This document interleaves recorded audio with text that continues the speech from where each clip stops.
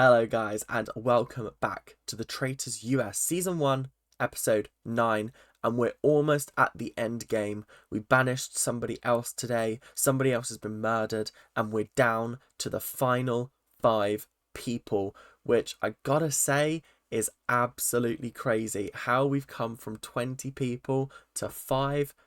It's so entertaining to see it happen in real time, watching one episode each day. I haven't binged it. I have been taking it slow, one episode each day, like I said. And I gotta say, I've been really enjoying this series. I think it's absolutely fascinating. I think the Traitors have played a really great job. And yeah, I even think to an extent some of the Faithfuls have played interesting games. I wouldn't necessarily say they've played good games, but they've played interesting games. And it's been a much less frustrating season than Australia 2, mostly because the Traitors have kept some kind of secrecy. They haven't been so blatant with their actions. So, yeah, on the whole, I have actually been really impressed with this series. But let's have a look at episode 9, shall we? I hope you're not going any further in the video, because I'm here to tell you that there is a staggering disproportion of people who are not subscribed watching these videos, guys. Come on, you have to make sure you are subscribing to these videos. I mean, 86% of the watch time is by non-subscribed people. Come on, guys, you can do this. You've got to help Ethan out. You've got to make sure you are subscribing. We are trying to get to 700 subscribers, and everybody has to help out. Come on, people, you can do this. Let's get back to the video. Sorry guys, that was a video from one of my friends. They are very keen to get me to 700 subscribers. So, you know, guys, you got to do what he says. You got to do what he says at the end of the day. Come on. It's not hard. It's not hard. But let's get straight into the video, and we are going to start with Traitors Tower. And Traitors Tower is an interesting one. It ended the last episode by making it look that Ari The previous episode ended with Ari and Sari sort of circulating the idea that potentially they could get rid of Christian and make it to the end with just those two. It's definitely an interesting strategy, and I also think that this might actually work out in their favour, because Christian has set himself up. He also knows that he's fucked up. He was quite open and honest about it, being like, yo, I think we've mucked up. I don't think we've done a good job here. Or I don't think I've done a good job here. Like, I took a calculated risk and I don't think it's paid off, because Stephanie is now very suspicious of me. So let's murder Stephanie. And obviously, Cerie's like, I don't really want to kill Stephanie off, because she's like really good for my game. She genuinely believes I'm innocent. So therefore, like, I want to keep her around. But the only other person that they could come up with to realistically murder, because there's 4 people left: Kate, Quentin, Andy, and Stephanie. So Stephanie's the obvious pick. Andy, there's no point getting rid of them. Kate, no point getting rid of them, because she's an incredible asset to the team as a shield. And then last but not least is Quentin. So it really did come down between Stephanie and Quentin. I had a feeling they'd go for Stephanie, and I was just sort of upset because Stephanie was actually one of the better faithful in this game. Yes, she's been kind of locked and loaded on Kate, but she also had evidence that it was Kate with like the letter and things like that. So I feel like, and she also got Cody out of here, which I thought was good, and she also was the first person to catch on to Christian. So I don't know, she was doing quite a good job. But let's head into breakfast, shall we? So as Kate sat down in the breakfast room talking to Sari, she was like, I don't trust Christian. I really am starting to think that it's Christian, because like, why would you wait until after Stephanie comes in to be like, yo guys, I got recruited? Because surely if you got recruited, you'd know that everyone was going to be there and you wouldn't be shocked. So like, what's going on there? And also, show me the letter, Christian. If I had got that and I'd rejected it, I would have laminated it. I would have brought it in. I would have been like, yo guys, look, here is the thing. I did not accept it. Toss it. And I would have made a whole spectacle out of it. Show me the letter, Christian. Show me the letter. Yeah, Kate, absolute icon. Meanwhile, we had Andy come in and be like, yo, I'm so happy I'm here. My kid's ultrasound. I brought it along just in case it kept me safe, and it did. I'm so happy. I thought that was a really endearing moment, and I've actually really enjoyed Andy this series. I think they're really, really lovely, and I wish them all the best. Moving on, Quentin walked through the doors, and it kind of confirmed that Stephanie had been murdered. I was gutted. I was so upset because I really did like Stephanie, and I thought she was always very eloquent and articulate at the round table. I thought she was very interesting, and I loved just seeing her work things out and try to convince people that she was right. And yeah, I'm quite gutted to see her go. Someone else who's gutted to see Stephanie go is Sari. She fought really hard to keep her, but ultimately, what's best for the traitors as a whole is what's best for her. So she had to make a sacrifice this far into the game. But yeah, that was breakfast. Very, very interesting event. Let's head on to some suspicions. So Kate was sat with Ari, being like, yo, I think it's Christian. I think it's Christian. I think it's Christian because of XYZ. Meanwhile, Christian's trying to pin it on Kate with Quentin. And Christian is now dropping Ari's name in with Quentin. And Quentin's going, yo, why are you just bringing up random names and theories? Like, I thought you were locked and loaded on Kate, and now you're going for Ari? Like, what's going on here? And now Quentin has gone to Andy and Sari and been like, could it be Quentin? Oh, no, could it be Christian? Like, Christian's moving a bit mad around this castle, like a little bit frantic, trying to be like, yeah, Kate, right? Yeah, Kate. It's similar to how he was gunning for Geraldine in the first episode when he was going around going, oh yeah, we're gonna vote for Geraldine, right? Yeah. Cool. Wonderful. Nice. But like, how people didn't cotton on to the fact that he was the one doing that, and that Michael was doing it a little bit, but not like too much. He was doing it in more of a jokey sense.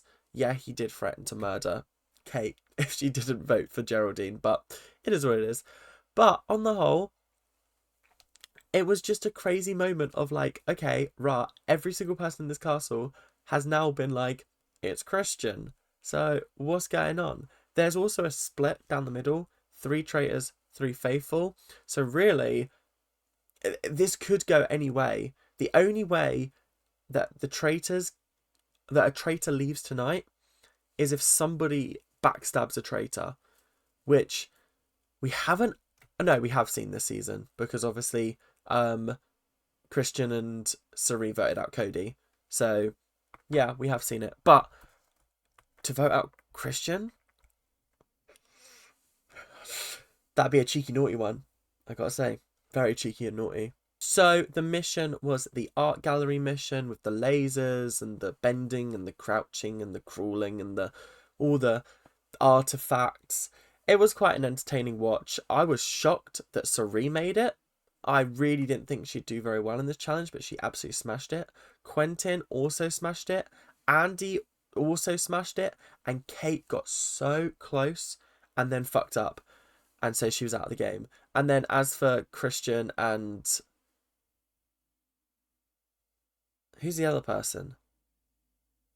Is there another guy or another girl? Kate... Christian. Oh, Ari mucked up as well. Yeah. That makes sense. So then the other 3 had to go back and do it all over again. It was an interesting watch, I gotta say. Andy was the only person to make it twice, so I was very proud of them. And yeah, they managed to raise $13,000 in that challenge. So you know what? Absolutely fair and valid. There was no shield on offer today, which I found very interesting, but that's because I've now watched so much of the traitors that I know when it gets down to the final 5, there's no murder on the final night. Ooh. So like, it wasn't that much of a mystery to me. So yeah, on the whole, very, very interested, very, very excited to see what happens next. Let's head on to some more suspicions, shall we? The round table today is really going to come down to Christian versus Kate, and I think it's going to be an absolutely fascinating watch. Christian is really, really doubling down on the fact that he got recruited, and it's starting to make people's heads turn a little bit. He's also started to throw Ari's name out in front of Ari as well, which I thought was really weird. And now Ari's getting incredibly worried that Christian might be a loose cannon and might actually not have their best interests at heart, because Christian was also throwing out Ceri's name, and that's when Ari was like, "Rah, let's get this man out of here. Went to go talk to Ceri. When he's dropping your name, he's dropping my name. Let's get him out of here now." So essentially, there's a plot emerging. There's a plot unraveling, and honestly, I'm very excited to see this go down. This round table was spicy. It was juicy. It was other words that are good. Yes, the round table was here, and it was a doozy. Oh my goodness. It started with Ceri questioning Kate and being like, "I don't think I would be doing my job as a faithful if I didn't vote you out tonight. What have you got to say for yourself?" And Kate was like, "Well, first of all, I'm a faithful. I'm a faithful. But also, this is the last banishment before the finale. We have to get a traitor out of here right now. If any of you have any doubt in your mind that I might or might not be a traitor, because if I get up, when I get up there and I'm like, yeah, I'm a faithful, you guys are going to have to start looking inwards within yourself. So really, do you want to take a gamble on me, get it wrong, and then you're fucked tomorrow? Because essentially, if we don't get a traitor out here, it's game over. Done so." She made a very, very convincing argument. Honestly, if I went into that round table and I was like, I'm going to vote Kate, if I listened to her say that, I'd be like, rah, what? That's a very convincing argument.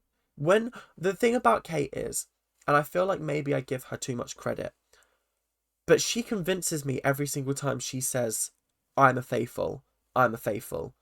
And her actions are too loud and sort of boisterous and sort of they're too suspicious that it makes her not suspicious. The fact that she was throwing away barrels of money in one of the challenges, the fact that she was actively trying to sabotage a mission, the fact that she's been actively wrong twice with Rachel and Michael, and is still like, I just wanted them out. Like, I'll be honest, I just wanted them out of here. Do you know what I mean? I just wanted them gone. It's honestly a refreshing breath of fresh air. And that's why I feel like it's not Kate. But then Kate was like, yo, Christian, I think it might be you. And honestly, she brought up valid evidence. She was like, first of all, I think you've always been a traitor. I think you use that as an excuse to make yourself a faithful. Thirdly, why did you wait until after Stephanie arrived? Because surely you knew that she was going to arrive because you'd been recruited. Fourthly, we were in the room well before. You could have mentioned it at any point, but no, you decided to make it a big declaration to everyone. Fifthly, why would you want to announce that? Surely if you kept that quiet, then the traitors might not want to murder you. So the fact that you're still alive means that you've either joined them or you were a traitor to begin with. Kate was like unpacking this case, and I was like, madness, what's going on here? Because Kate, you've been locked on Michael, locked on Rachel, locked on Christian. To be fair, I'll give credit where credit's due. Her and Brandy did say Christian from the very, very start, and now it's only starting to seep out. So I don't know, I'm glad that she's brought it up.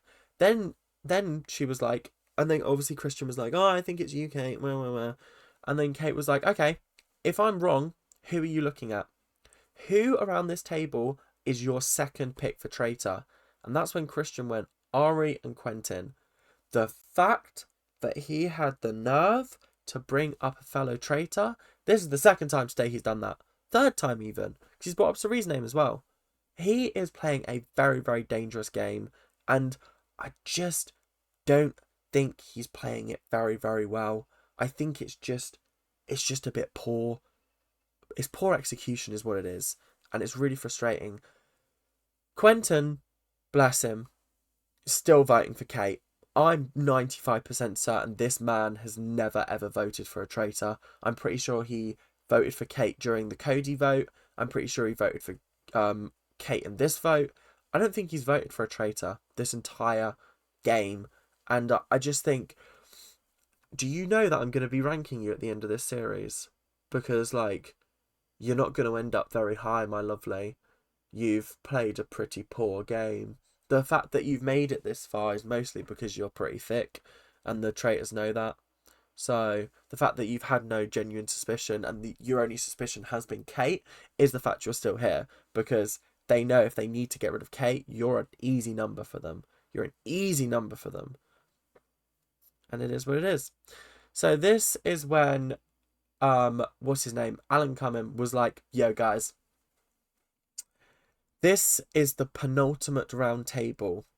You have to get a traitor out today. Does anybody have anything else they want to add? Because the thing with these round tables is they're not very long, which is really frustrating. And it feels like the conversations just die, and then it's like awkward for a few moments, and then it's like Alan will just be like, it's time to vote. And I'm just like, oh, okay. Whereas I always feel like the UK ones are always cut short, whereas these ones just end really early and it's a bit awkward. So I'm glad that he stepped in and was like, is there anything else people want to say? And that's when Andy was like, actually, yeah, there is something I want to say. There's a lot of nervous energy around this room. I feel it from a lot of people, but there's one person I never feel any nervous energy from, and that's Christian. And then Christian was like, like genuinely blindsided, caught off guard. And she was like, well, when you come into the breakfast room, you're so high on life and happy that I never feel like you felt you were in danger at any point during this competition. Like, you always just seem really happy and overjoyed. And he was just like, yeah, because I'm just happy to be here. And it's like, that's not really a good enough excuse. And I do kind of agree with what Andy said, because it almost does seem like he has this real sort of air of, oh, I'm not going to get banished. I'm not going to get murdered. It's all good. I can just do what the fuck I want, basically. And we've seen that a couple of times. Yeah, it's an interesting one. So, voting time was a bit of a weird one because we ended up with 2 minutes left in the episode to do voting time. We had Kate vote for Christian, Ari vote for Christian, which was a bit of a blindside, bit of a crazy moment, I gotta say. Christian voted for Kate, Quentin voted for Kate, so it ended up with 2-2. That's where the episode ended. I already watched the banishment, so I know who does go home out of Kate and Christian, but I will not ruin it, because obviously those of you who are watching these videos alongside the actual show, I don't want to ruin episode 10 for you. That will be in my review tomorrow, and then Sunday there will be a video up where we are going to be ranking the contestants, which I think is going to be really, really fun. And yeah, on the whole, this was actually quite a good episode, a very, very thrilling episode, and it reminds me how much I love watching the Traitors and how excited I am for US Season 2, because I've heard some crazy shit goes down in that show. Some crazy shit. So yeah, I'm very, very excited. So guys, if you did enjoy today, please leave a like, comment, and subscribe. You know that weird guy that was on earlier? Yeah, he will haunt your nightmares if you don't. So make sure you are subscribing. Come on, get me to 700 so that I can put him back in the cage. But yeah, if you guys did enjoy, then yeah, thank you guys for watching. And I will see you guys in the next episode of whatever I do. Most likely the Traitors, let's be honest. And I will see you guys later. Keep on ranting. Bye now.